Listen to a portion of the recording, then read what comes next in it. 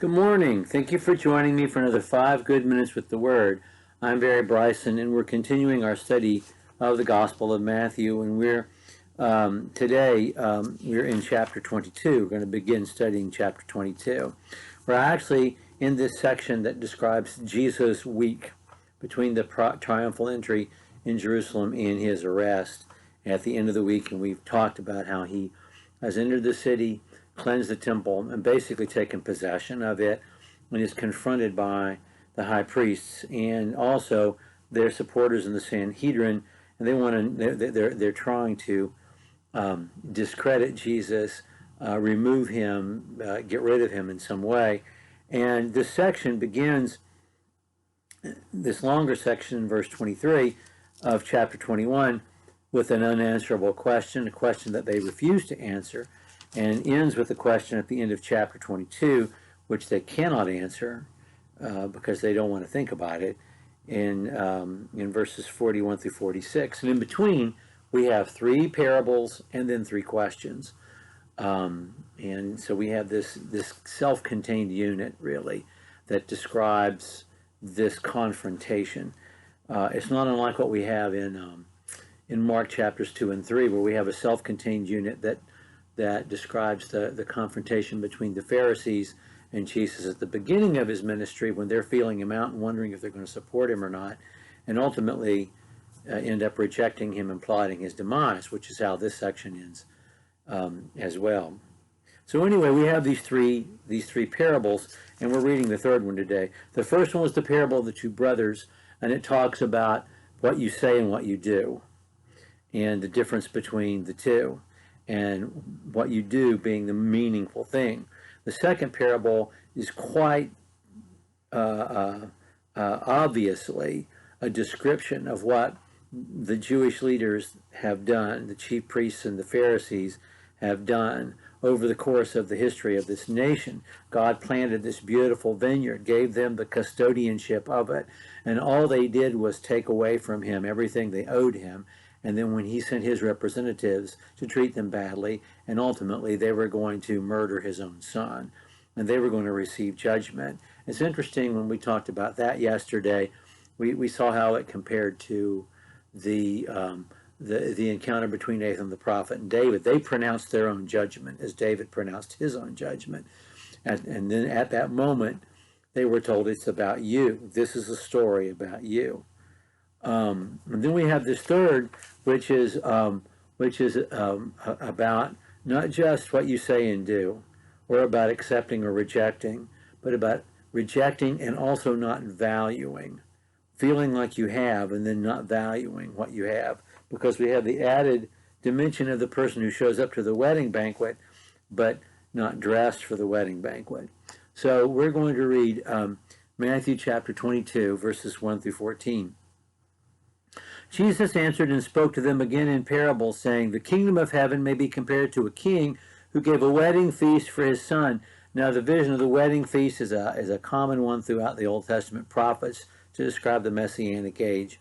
And he sent out his slaves to call those who had been invited to the wedding feast, and they were unwilling to come. And he sent out other slaves, saying, "Tell those who have been invited, behold, I prepared my dinner. My oxen and my fattened livestock are all butchered. Everything is ready. Come to the wedding feast." But they paid no attention and went their way, one to his own farm, another to his business. And the rest seized his slaves and mistreated them and killed them. But the king was enraged and sent his armies and destroyed those murderers and set their city on fire. Then he said to his slaves, "The wedding is ready, but those who were invited were not worthy. Go therefore into the main highways, and as many as you find there invite to the wedding feast." And those slaves went into the streets and gathered together all they found, both evil and good, and the wedding hall was filled with dinner guests. But when the king came in to look over the dinner guests, he saw there was a man not dressed in wedding clothes.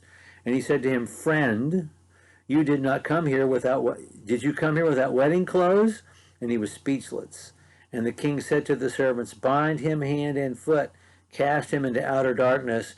In that place there shall be weeping and gnashing of teeth. For many are called, but few are chosen." I think this story looks ahead into the age of the Messianic kingdom, when the feast is being enjoyed by people who are called and who respond. But it continues the theme, the theme of rejecting and of not appreciating something when the time comes. It's here. The time has come. You knew this day was coming. You were looking forward to it. Now it's here, and you don't want to be here. And you've already pronounced judgment on yourself, and your judgment was that you should receive, wretched judgment because you're wretched people. And that's exactly what's going to happen. And he talks about their city was destroyed, and their city is going to be destroyed because the iron fist of the Roman Empire in the year AD 70 is going to arrive. Well, it's already there, actually, and it's going to destroy the city of Jerusalem. They're going to try to throw off Roman rule throughout the 60s. They're going to have some success. It's going to be a hard-fought battle for the Romans, but they'll finally send enough forces, and they will destroy the city of Jerusalem. They will destroy the temple, and the temple will never be rebuilt. It is going to be utterly annihilated. And that's what Jesus says is going to happen, and that's what happens. And then everybody's going to be welcomed into the feast, not just the chosen few. And everybody's going to come. But not everybody's going to value what's about to take place. And those who don't value it, they're going to be judged as well and cast into outer darkness. This theme of outer darkness, this phrase, he's going to repeat it in just a few chapters, in just another day or so, whenever he gives the judgment, the eschatological sermon, the judgment sermon, cast into outer darkness, where there's going to be weeping and gnashing of teeth. And he's accessing the end of the book of Isaiah, when Isaiah talks about final judgment at the very end of his book, and he describes it as outer darkness, where there's weeping and gnashing of teeth, where the fire is never quenched and the worm doesn't end. It's frightening the way the book of Isaiah ends, and Jesus is accessing those scriptures as well. Okay, so this is the third of the three parables. We're going to have now three questions, and then this section will end with the unanswerable question that Jesus will pose to his opponents. Thank you for joining me for another 5 good minutes with the Word.